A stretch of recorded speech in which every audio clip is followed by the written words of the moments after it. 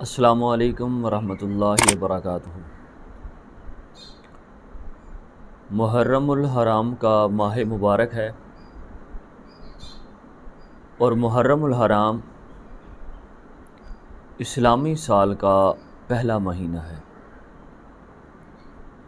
اسلامی سال کا پہلا مہینہ ہو یا اسلامی سال کا آخری مہینہ ہو، دونوں میں قربانیاں ہیں۔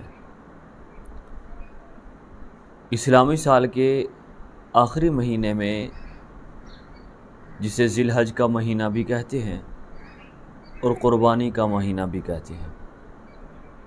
اور اسلامی سال کا پہلا مہینہ محرم الحرام کا مہینہ ہے، اس میں بھی قربانیاں ہیں۔ 12ویں مہینے میں مال کی قربانی اور اسلامی سال کے پہلے مہینے میں جان کی قربانی ہے۔ تو اس سے یہ پتہ چلتا ہے کہ سال کی ابتدا بھی قربانی سے اور سال کی انتہا بھی قربانی پر ہے۔ یکم محرم الحرام کو خلیفہ دوم حضرت عمر فاروق رضی اللہ تعالی عنہ کی شہادت ہے، اور 10 محرم الحرام کو نواسہ رسول جگر گوشہ بطول حضرت حسین رضی اللہ تعالی عنہ کی شہادت ہے۔ اور جب بھی یہ ماہ محرم آتا ہے تو حضرت حسین رضی اللہ تعالی عنہ کی اور حضرت عمر فاروق رضی اللہ تعالی عنہ کی ایک شہادت کی وہ ایک عظیم شہادت، اس کی یاد تازہ ہو جاتی ہے۔ کیوں؟ یکم اور محرم الحرام کو حضرت عمر فاروق رضی اللہ تعالی عنہ کو مصلی رسول پہ شہید کیا گیا، اور 10 محرم الحرام کو نواسہ رسول حضرت حسین رضی اللہ تعالی عنہ کو اپنے قریبی رشتہ داروں سمیت، اپنے بیٹوں سمیت حضرت حسین کو کربلا کے ریگزاروں میں شہید کیا گیا۔ حضرت عمر فاروق بھی ہمارے ایمان کا حصہ ہیں،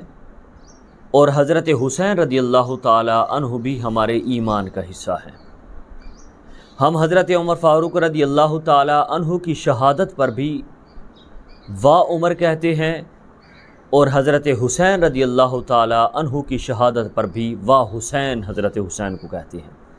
کیونکہ شہادت ایک نعمت ہے۔ نبی پاک صاحب الاولاق نے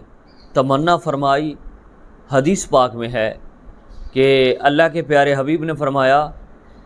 ثم اقتل ثم احیا، کہ میں اللہ کے راستے میں شہید کیا جاؤں، پھر زندہ کیا جاؤں، پھر شہید کیا جاؤں، پھر زندہ کیا جاؤں، پھر شہید کیا جاؤں، پھر زندہ کیا جاؤں۔ اور جب شہید آدمی جنت میں جائے گا، حدیث میں آتا ہے، تو اللہ کی بارگاہ عالیہ میں وہ شہید کہے گا مجھے جنت میں مزہ نہیں آیا۔ اللہ فرمائے گا کہ تو اپنی چاہت کو ظاہر کر، جنت میں کس چیز کی کمی ہے؟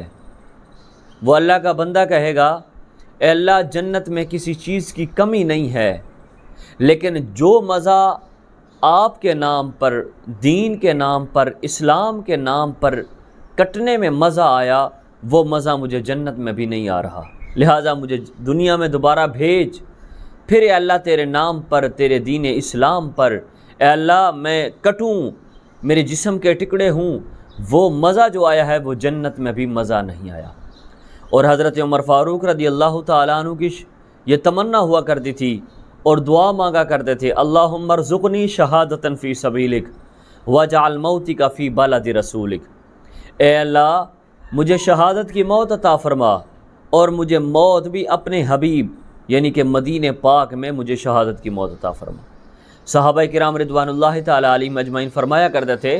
اے عمر، وہ کون ہوگا جو نبی کے شہر کا تقدس پامال کر کے آگے تجھے شہید کرے گا؟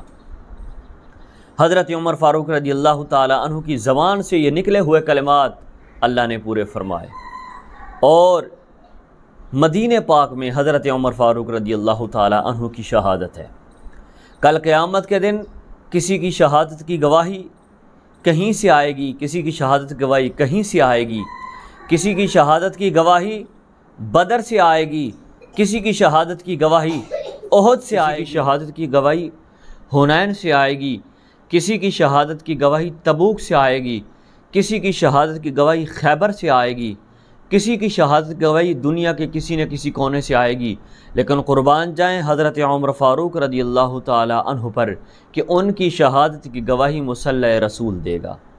ان کی شہادت کی گواہی مسجد نبوی سے آئے گی، ان کی شہادت کی گواہی منبر رسول سے آئے گی، اور قربان جائیں حضرت امام حسین علی مقام رضی اللہ تعالی عنہ پر ان کی شہادت کی گواہی کربلا کا ریگزار دے گا۔ کربلا کے ریگزاروں میں ایک نہیں بلکہ اپنا سب کچھ قربان کر دیا دین کی خاطر، اسلام کی خاطر، قرآن کی خاطر، اور یہ صحابہ کرام رضوان اللہ تعالی علیہم اجمعین وہ ہستیاں ہیں جنہوں نے اسلام دین کی آبیاری پانی سے نہیں کی بلکہ خون سے کی ہے۔ آج کل میں اور آپ کسی چیز کی آبیاری پانی سے کریں تو ہمیں فخر ہوتا ہے کہ ہم نے اس چیز کی آبیاری پانی سے کی ہے، اس کا خیال رکھا ہے، لیکن صحابہ کرام اہل بیت اطہار ازواج مطہرات وہ ہستیاں ہیں جنہوں نے دین اسلام کی آبیاری خون سے کی۔ یہ ان کی قربانیوں کا نتیجہ ہے، یہ ان کی قربانیوں کی وجہ ہے کہ آج ہم تک قرآن پاک موجود ہے، آج ہمارے پاس قرآن پاک موجود ہے، آج ہمارے پاس نبی کا فرمان موجود ہے، آج ان کی تمام تر اقوال و محفوظ ہیں، ان کے اقوال و افعال محفوظ ہیں، اس لیے کیونکہ ان کی قربانیوں کا نتیجہ ہے۔ اور یہ شہادت جو ہے یہ ایک اللہ کی طرف سے نعمت ہے۔ شہادت کے لیے انسان کو دعا کرنی چاہیے کہ اللہ تعالیٰ شہادت کی موت عطا فرمائے۔ دعا کرو اللہ تبارک و تعالیٰ مجھے بھی اور آپ کو بھی صحابہ کرام رضوان اللہ تعالیٰ علیہم اجمعین کے نقش قدم پر چلنے کی توفیق نصیب فرمائے، اور صحابہ کرام اہل بیت اطہار ازواج مطہرات رضوان اللہ تعالیٰ علیہم اجمعین کا تحفظ کرنے کی توفیق نصیب فرمائے، اور صحیح معنوں میں اللہ کے قرآن پر اور نبی کے فرمان پر زندگی بسر کرنے کی توفیق نصیب فرمائے۔